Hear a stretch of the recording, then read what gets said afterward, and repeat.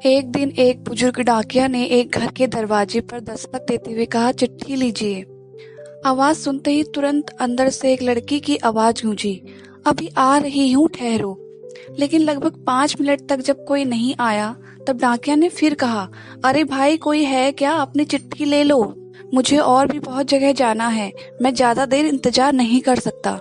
लड़के की फिर आवाज आई, डाकिया चाचा, अगर आपको जल्दी है तो दरवाजे के नीचे से चिट्ठी अंदर डाल दीजिए, मैं आ रही हूँ, कुछ देर और लगेगा। अब बूढ़े डाकिये ने चिल्लाकर कहा, नहीं, मैं खड़ा हूँ, रजिस्टर चिट्ठी है, किसी का हस्ताक्षर भी चाहिए। तब करीबन 10 मिनट बाद दरवाजा खुला। डाकिया इस देरी के लिए खूब झलाया हुआ तो था ही, जब अब उस लड़की पर चिल्लाने ही वाला था, लेकिन दरवाजा खुलते ही वो चौंक गया और उसकी आंखें खुली की खुली रह गई।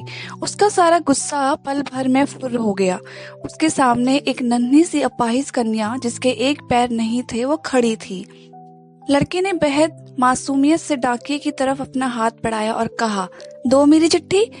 डाकिया चुपचाप डाक देकर और उसके हस्ताक्षर लेकर वहां से चला गया। वो अपाहिज लड़की अक्सर अपने घर में अकेली ही रहती थी। उसकी माँ इस दुनिया में नहीं थी और पिता कहीं बाहर नौकरी के सिलसिले में आते जाते रहते थे। उस लड़की की देखभाल के लिए एक काम वाली बाई सुबह शाम उसके साथ घर में रहती थी, लेकिन परिस्थितिवश दिन के समय वह अपने घर में बिल्कुल अकेली ही रहती थी। समय निकलता गया। महीने 2 महीने में जब कभी उस लड़की के लिए कोई डाक आती, डाकिया एक आवाज देता और जब तक वह लड़की दरवाजे तक ना आ जाती, तब तक इत्मीनान से डाकिया दरवाजे पर खड़ा ही रहता। धीरे धीरे दोनों के बीच मेल जोल और भावनात्मक लगाव बढ़ता गया। एक दिन उस लड़की ने बहुत गौर से डाकिये को देखा तो उसने पाया कि डाकिये के पैर में जूते नहीं है और वो हमेशा नंगे पैर ही डाक देने आता था। बरसात का मौसम आया। फिर एक दिन जब डाकिया डाक देकर चला गया, तब उस लड़की ने जहां गीली मिट्टी में डाकिये के पांव के निशान बने थे, उन पर कागज रख कर उन पांव का चित्र उतार लिया। अगले दिन उसने अपने यहाँ काम करने वाली बाई से उस नाप के जूते मंगवाकर घर में रख लिए। जब दीपावली आने वाली थी, उससे पहले डाकिये ने मोहल्ले के सब लोगों से त्योहार पर बख्शीश चाही, लेकिन छोटी लड़की के बारे में उसने सोचा कि बच्ची से क्या उपहार मांगना, पर गली में आया हूँ तो उसे मिल ही लूं। साथ ही साथ डाकिये ने यह भी सोचने लगा कि त्योहार के समय छोटी बच्ची से खाली हाथ मिलना ठीक नहीं रहेगा। बहुत सोच विचार कर उसने लड़की के लिए 5 रुपए की चॉकलेट ले लिया।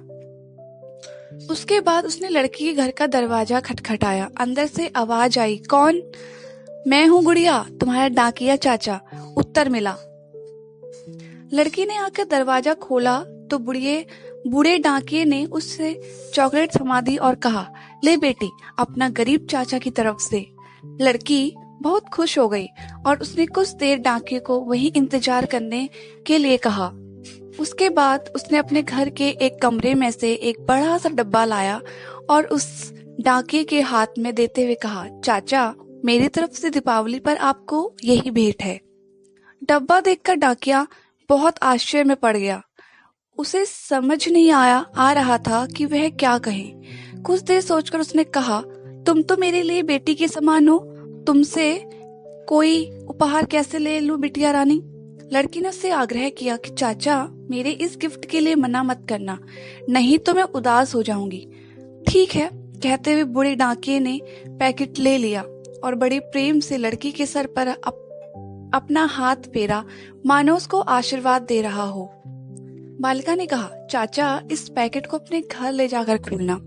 घर जाकर जब उस डाकिये ने पैकेट खोला तो वह आश्चर्यचकित रह गया, क्योंकि उसमें एक जोड़ी जूते थे। उसकी आंखें डबडबा गई।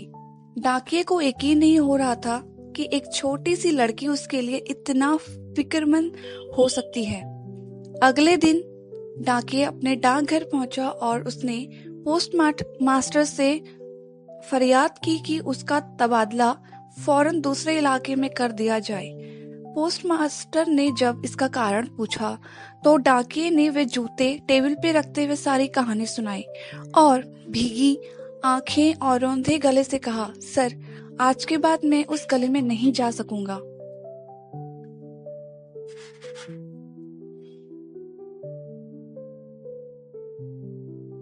उस छोटी अपाहिज बच्ची ने मेरे नंगे पाँव को तो जूते दे दिए, पर मैं उसे पाँव कैसे दे पाऊंगा। इतना कहकर डाकिया फूट फूट कर रोने लगा।